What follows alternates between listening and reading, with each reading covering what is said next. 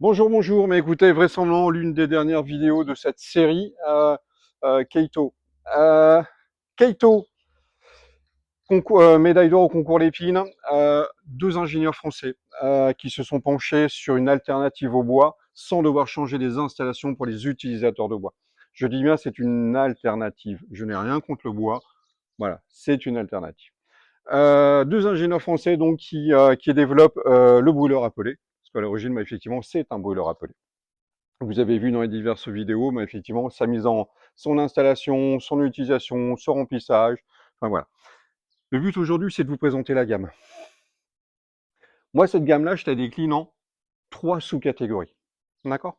Une première catégorie qui sera pour moi le Q7 et le Q10, pardon, que je destinerai au poêle. Voilà. Il existe de nombreux poêles. Pour moi, le poêle est majoritairement, j'allais dire, cylindrique. Après, bah, effectivement, on a les poêles rectangulaires. Voilà. Ça, pour moi, on est sur des poêles cylindriques ou ovales, tout simplement en forme de vue, de par la taille. Je me suis fait un petit mémo, bouge pas, je reviens de suite.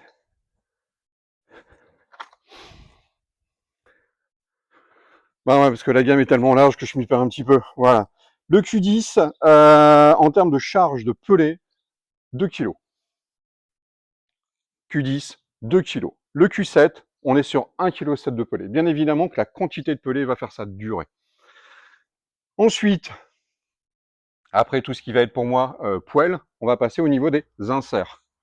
Là, on va retrouver le Q17 et ce que je vous ai présenté depuis le début, l'ensemble Q30 en dessous et Q31 qui est la réhausse.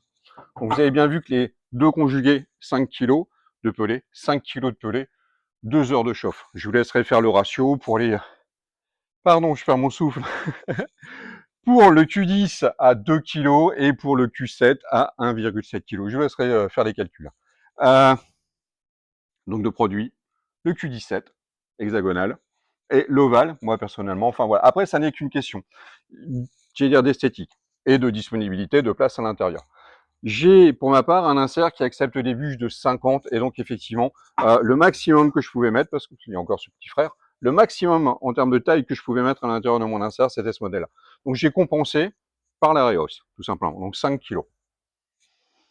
Et le dernier, le grand dernier de la gamme, et là vous voyez effectivement la différence, on est quand même sur un brûleur qui nous fait plus de 50, on a 52 cm, 52 cm de long. En termes de capacité, on met 7 kg. Il faut, pour avoir à l'esprit, il faut vous dire que rien que la partie fonte, ici, voilà, on a 12 kg.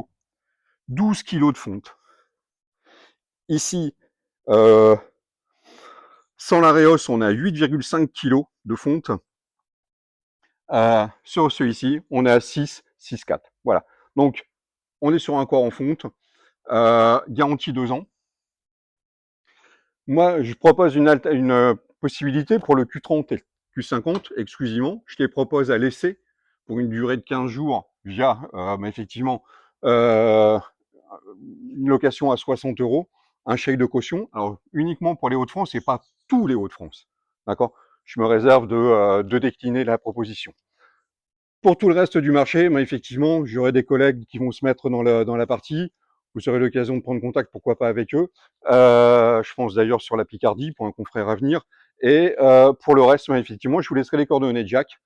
Jacques, qui est donc le PDG de la société qui commercialise le Keito, basé sur Reims. Voilà, je vous les mettrai tout ça en commentaire ou autre, mais je vous apporterai l'information. Voilà. La gamme Keito est donc arrivée. Je peux rien vous dire de plus. Essayez, c'est franchement, moi j'ai trouvé ça super sympa à essayer et à valider. Voilà, tout simplement. Sur ce, je vous souhaite une belle journée et je vous dis merci.